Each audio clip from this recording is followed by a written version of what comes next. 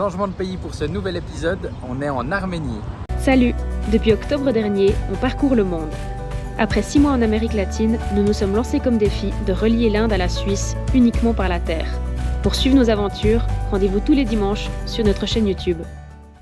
On a pris un bus de nuit depuis Tabriz en Iran pour venir à Yerevan, la capitale arménienne.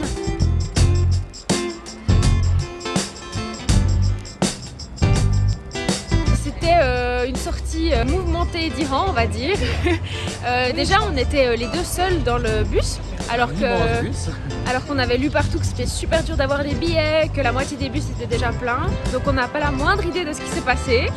Et ensuite, à peine monté dans le bus, on a eu une odeur de gaz et d'essence absolument horrible. Pendant tout le trajet, donc on a mis des masques, non pas pour le Covid, mais pour éviter l'odeur. Et puis ensuite, on est arrivé à la frontière vers minuit. On l'a passé en une demi-heure, c'est vraiment hyper facile, il n'y a pas besoin de visa pour l'Arménie, donc très rapide.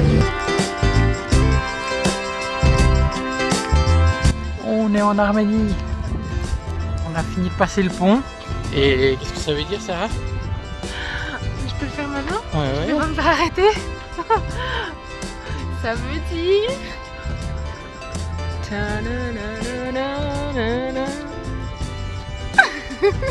Mais de l'autre côté, on a dû attendre pendant 3h30 pour que le bus arrive à passer la frontière. Apparemment, c'est assez compliqué de faire passer un véhicule d'un côté à l'autre. Donc on a passé de minuit et demi à 3h30, 4h à lire et à s'occuper, à discuter avec d'autres personnes.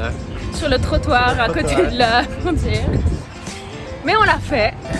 Et on est très content d'être en Arménie et d'être à Yerevan. Ça fait très capitale européenne, donc on se sent un peu plus à l'aise, on a l'impression de plus comprendre comment les choses se passent. Les gens parlent énormément anglais, ce qui est très pratique. Dans un restaurant, on a pris le menu en russe parce qu'on pensait qu'il n'y avait que le menu en russe et en fait il y avait aussi en anglais, donc la serveuse nous a regardé avec des grands yeux. Et on était déjà trop contents qu'il y ait un menu en russe parce que le russe on arrive à le déchiffrer, mais le farsi il n'y avait aucune chance, donc pour nous c'était déjà mieux. Et voilà.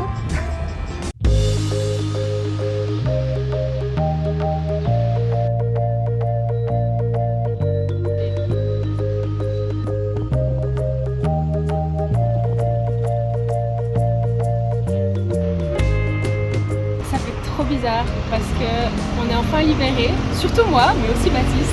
On peut s'habiller comme on a envie. Les gens ils portent des mini-jupes, des tops sans manches. C'est trop bizarre et ça fait vraiment bizarre de pouvoir enfin mettre ce qu'on a envie et surtout de ne pas avoir de voile.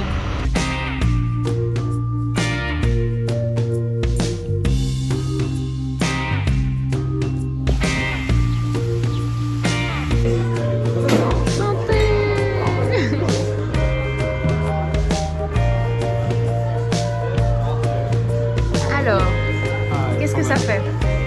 Déjà bourré.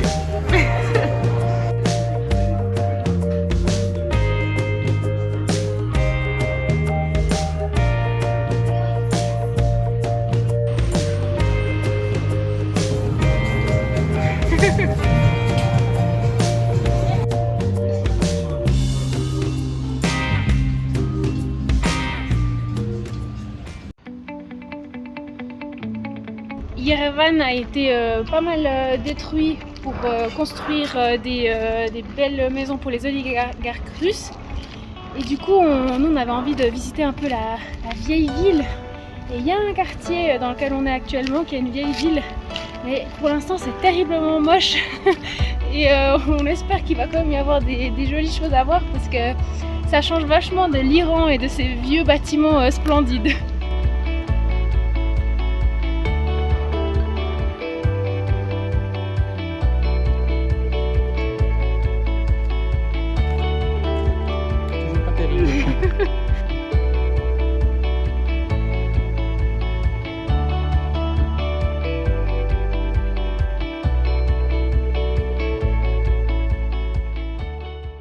Avant de venir en Arménie, on connaissait l'existence du génocide arménien qui a eu lieu au début du XXe siècle, mais on ne connaissait pas vraiment beaucoup d'autres choses que le fait que ça avait existé.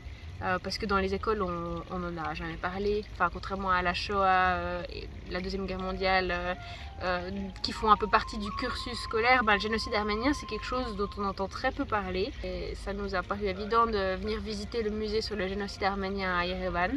Qui est un musée vraiment très bien fait, surtout que dans les derniers pays où on était, il n'y avait pas beaucoup de musées.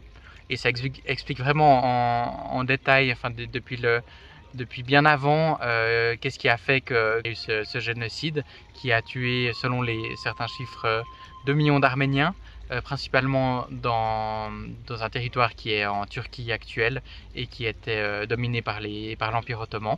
Et puis c'était un choix délibéré de l'Empire ottoman et du pouvoir politique de se débarrasser des Arméniens qui étaient donc chrétiens.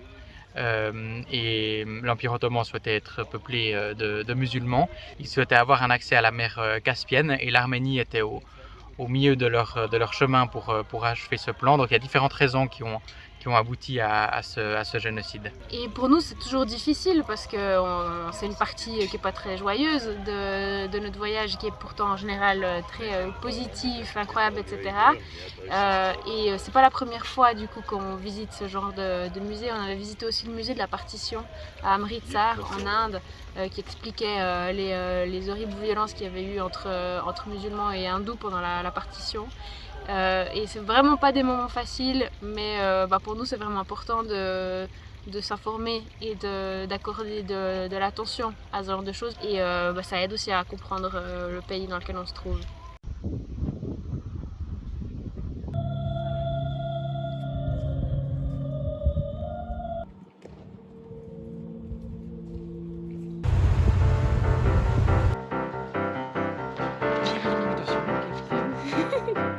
Ce qui est cool en Arménie par rapport aux précédents pays, c'est que c'est minuscule par rapport à l'Iran, au Pakistan, à l'Inde.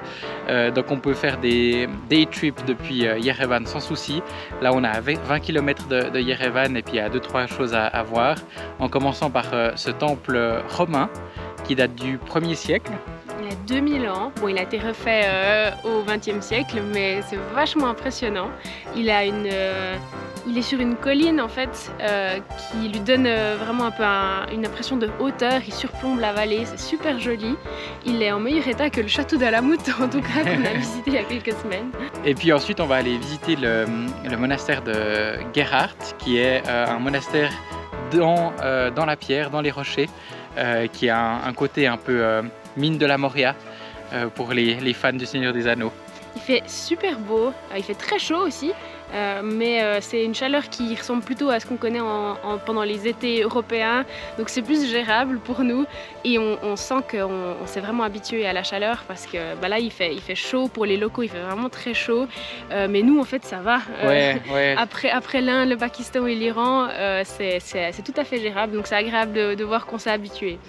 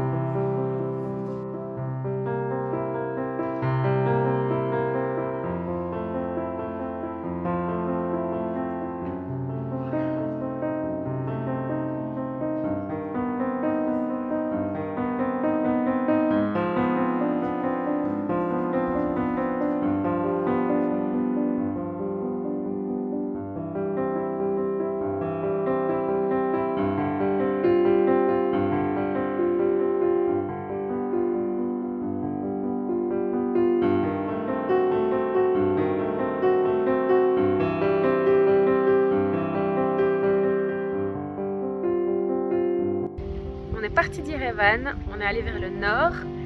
C'est la fin de cette vidéo et on se retrouve la semaine prochaine pour l'Arménie dans la nature.